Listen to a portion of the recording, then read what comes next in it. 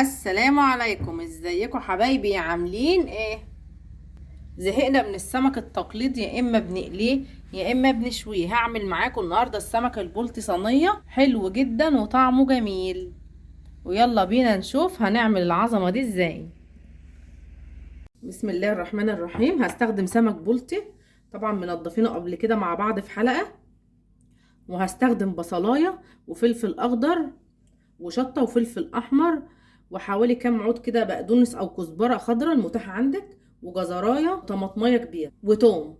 اول حاجه هعملها هسمي الله كده وهقطع الخضار. بسم الله الرحمن الرحيم.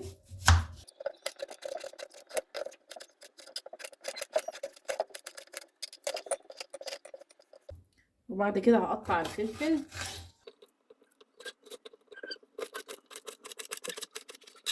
ده معايا قرن شطه علشان يبقى سبايسي شويه.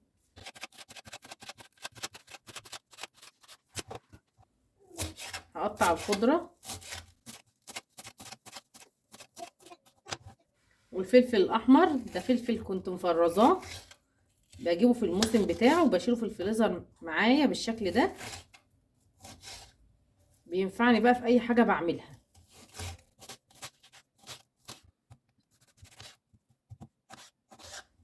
كمان هقطع الطماطم كبير كده،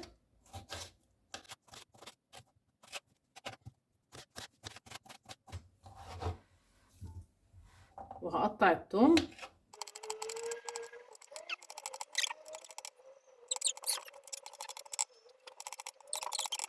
وهبشر الجزرايه،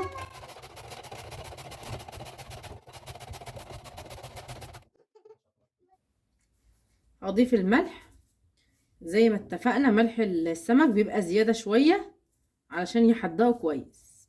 وهضيف الكمون، وهضيف هريسه شطه، وحوالي 3 ليمونات كبار كده. بسم الله الرحمن الرحيم.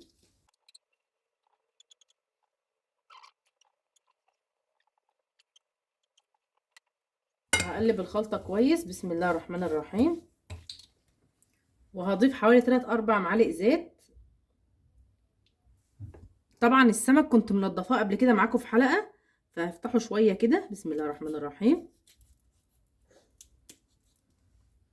وهديله تشريحه كده من على الظهر، من اليمتين الاتنين، وهبدأ احشي السمك من جواه. بسم الله الرحمن الرحيم. نخلي البساط احمدي، نحشي بايدينا كده على طول زي ما بنعمل في البيت. كمان هحشي جوه اللحم كده. الخضار بقى ده في السمك بيخلي طعمه خيال، بيبقى حلو جدا. كده انا تبلت السمك كله، وفضل طبعا معايا كميه كده. هقول لكم هنعمل ايه دلوقتي. هجيب بقيه الخلطه اللي اتبقت معايا وهضيفها في الصينيه. بسم الله الرحمن الرحيم. وهظبط الخضار كده، وهرص السمك. بسم الله.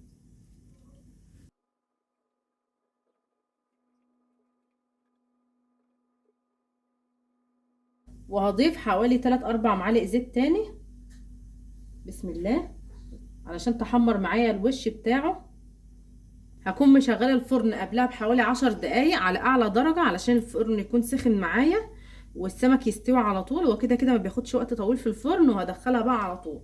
طبعا انا كنت مولعاه بقالي 10 دقايق. على ما السمك يستوي هعمل معاكم الرز. بسم الله. عملت معاكم الرز قبل كده كتير، فهعمله معاكم على السريع كده. ده الرز المفضل بالنسبه لي جنب اي سمك.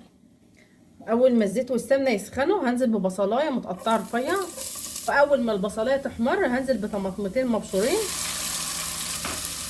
وفلفل اخضر وجزر مبشور، وهضيف له كمون وملح وبابريكا، كركم، فلفل اسمر. بجد بجد عن تجربه احلى خلطه تعمليها الرز السمك، طعمها حلو جدا وتحدي، وبتخلي الرز كده حاجه فوق الخيال. واول ما احس ان الخضار دبل معايا خالص كده هنزل بالرز المغسول. بسم الله.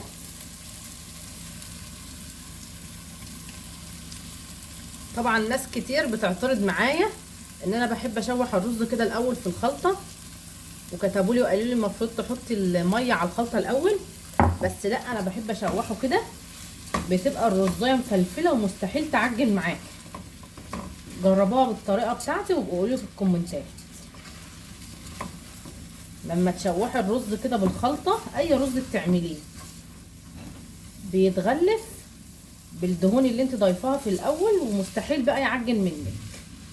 وهوريلكم في الاخر هتلاقيه مفلفل خالص وجميل. بشوح فيه كده حوالي دقيقتين كده. خلاص انا اتاكدت ان هو اتغلف كويس. حاجه كمان من نجاح الرز معاكي، الميه اللي هتضيفيها عليه تكون سخنه. بسم الله الرحمن الرحيم.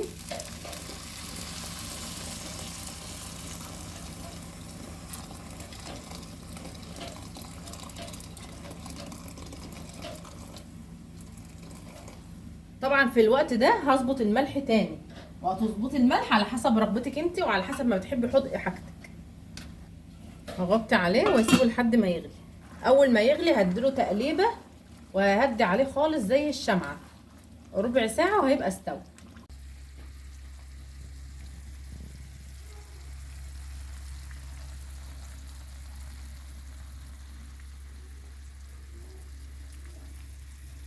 ما شاء الله، ده شكل السمك بتاعي بعد ما طلع.